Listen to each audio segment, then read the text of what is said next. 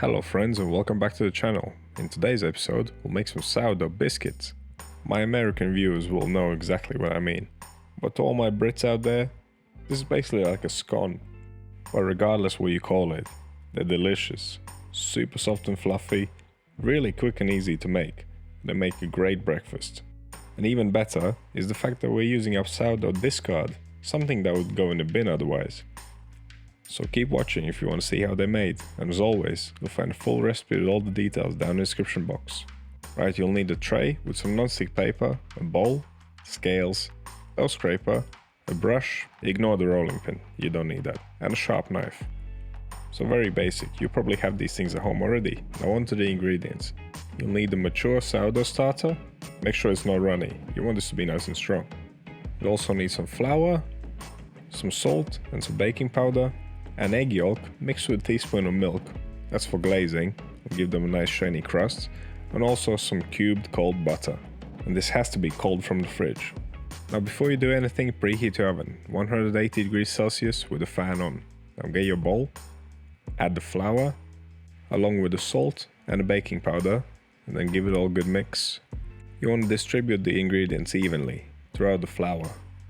Next up, grab your cubed butter from the fridge and add it to the flour mix.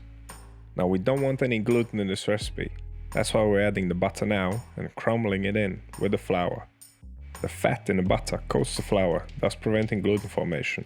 And all you need to do is press it between your fingers and combine it with the flour. And don't rush, this will take around 3 minutes. You want it to be well crumbled up. When you look at that texture, this is what you want to see. Now we can add the last ingredient, the sourdough starter.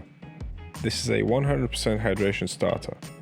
As you can see, it's nice and puffy, super wobbly. You do not want this to be runny, it needs to have some structure to it. If you can pour this out the jar like liquid, you better not attempt this recipe. Right, once you've added your starter, grab your scraper and start mixing. And we don't want any gluten in this dough, so we're going to work it gently. All you want to do is mix the ingredients until they're well combined. And if the scraper's not doing the job, continue on by hand. And once you've given it a good mix, I would suggest grabbing a large chopping board and using that as a base to work on. Because you don't want to mess up your table using a knife cutting these. But regardless of what surface you're using, dust it with flour really well.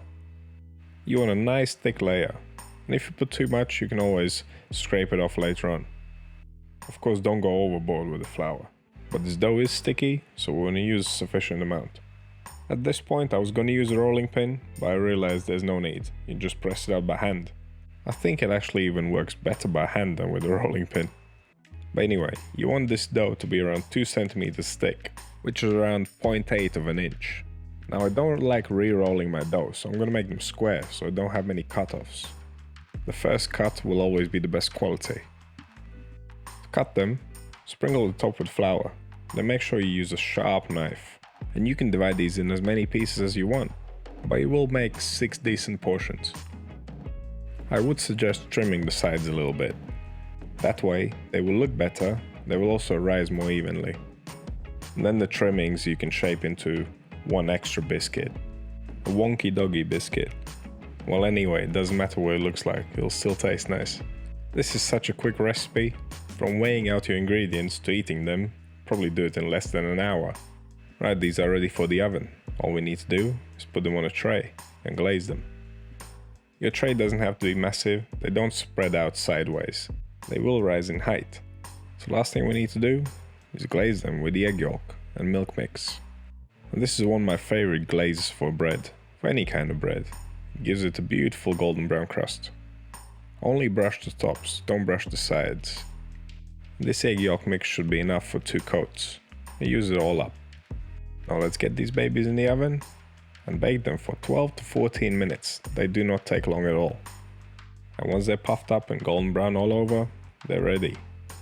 This is one of the best, quickest sourdough discard recipes ever. Although my sourdough discard pancake recipe wasn't too bad either, you can check that out in the link in top right corner. And as always, if you have any questions or suggestions, drop them down in comments. Subscribe for more videos because my channel is full of them. And I've got plenty more to come. Thank you for watching, and I'll see you in the next one.